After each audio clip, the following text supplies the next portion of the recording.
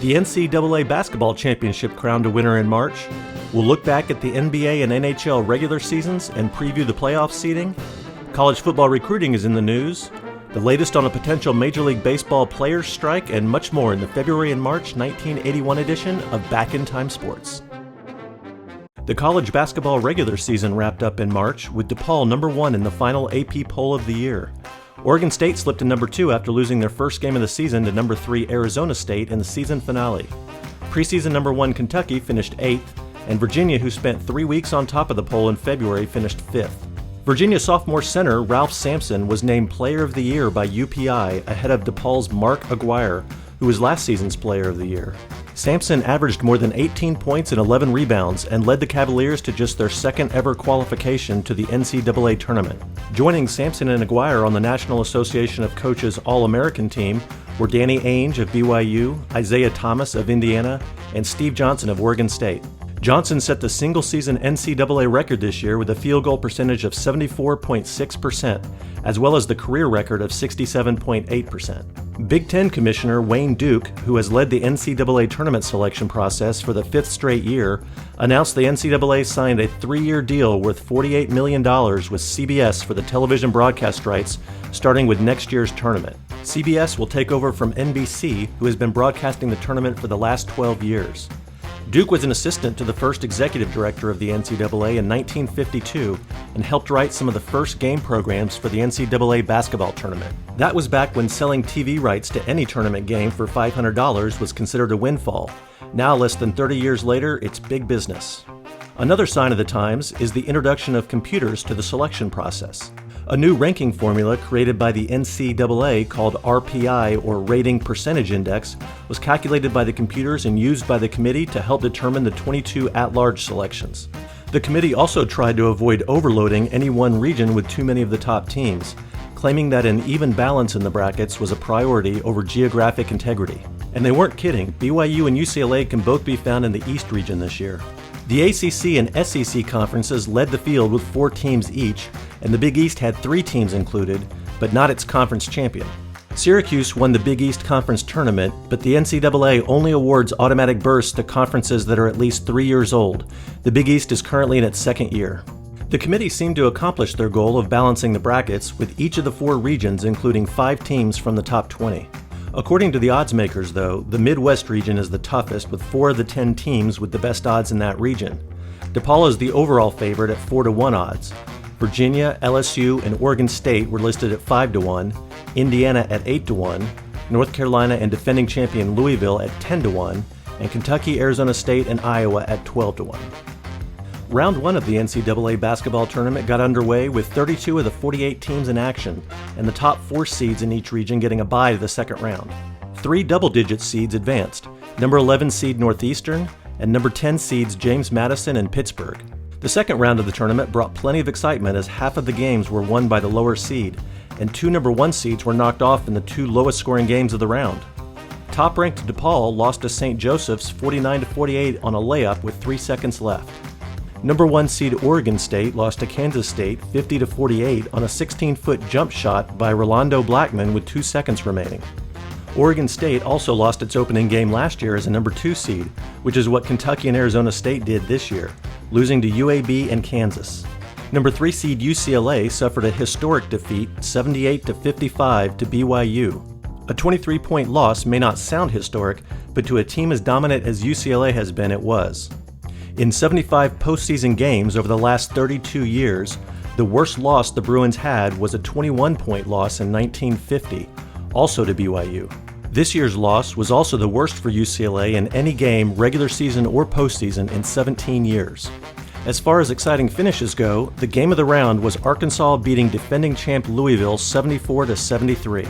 Louisville took a 1-point lead with a few seconds left. After a timeout by Arkansas, U.S. Reed took the inbound pass, dribbled to half court, and heaved in a 49-foot shot to win the game. All 3 Kansas teams in the tournament made it to the regional semifinals, with none higher than a 6 seed. 2 of them, Kansas State and Wichita State, advanced to the regional finals. Number 9 seed St. Joseph's also kept its Cinderella story alive, beating Boston College 42-41 in the lowest scoring game of the entire tournament. In the regional finals, the remaining top seeds took control, with number 1 seeds Virginia and LSU, number 2 North Carolina, and number 3 Indiana all winning by double digits to advance to Philadelphia. Both semifinal games were nail-biters at halftime, but Indiana and North Carolina pulled away to knock off both remaining number 1 seeds.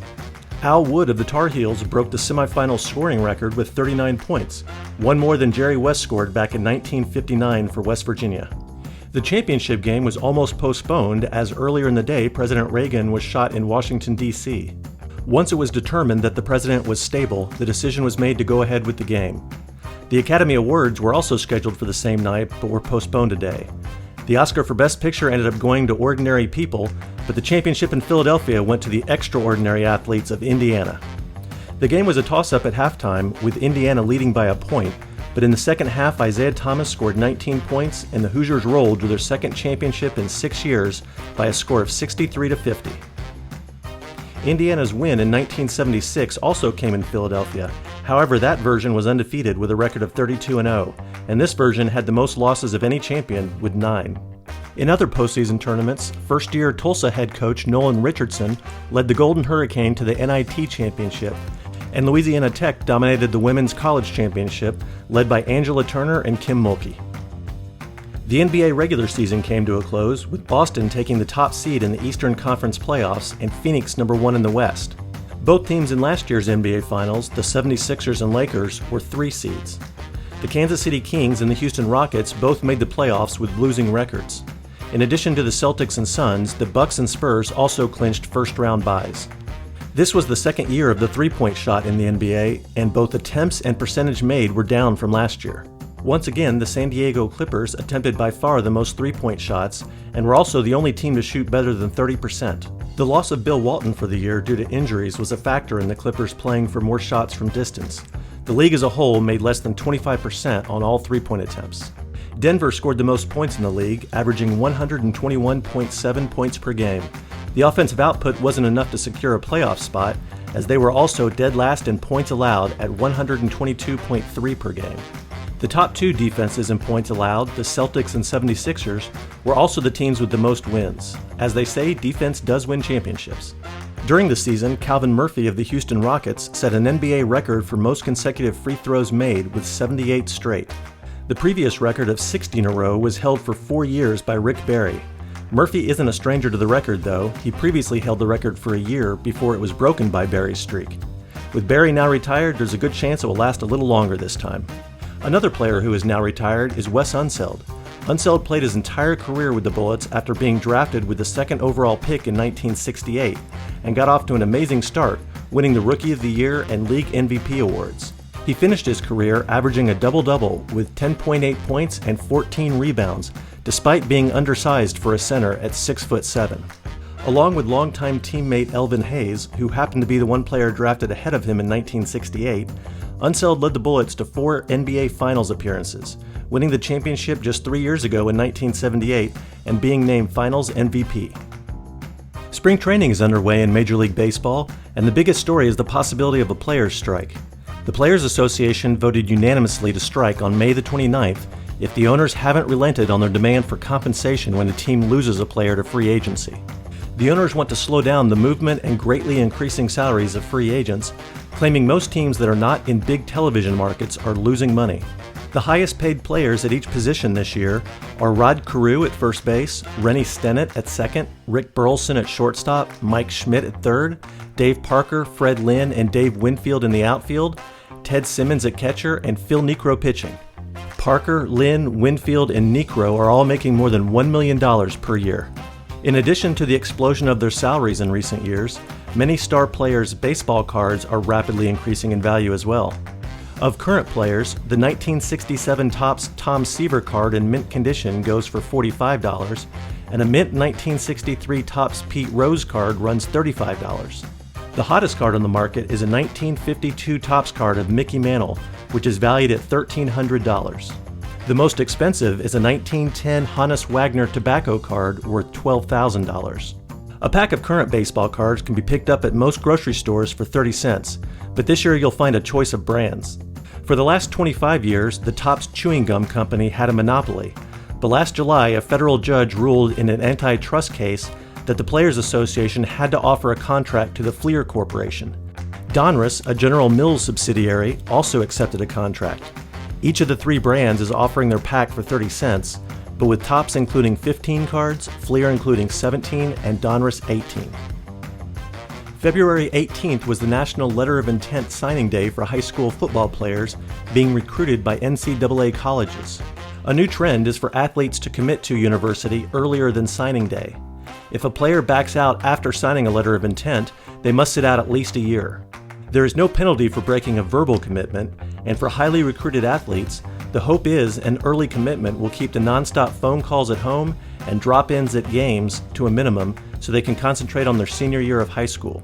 However, if an athlete makes an early commitment and their chosen school does not end up offering a scholarship, they may be left with few options, as other schools may have moved on to prospects who had not declared their intent. Reputations are on the line as well, as both recruits and schools that back out of verbal commitments might be viewed more negatively. The top player on the Parade Magazine All-American team for 1980 was offensive lineman Bill Fralick, who chose to attend the University of Pittsburgh.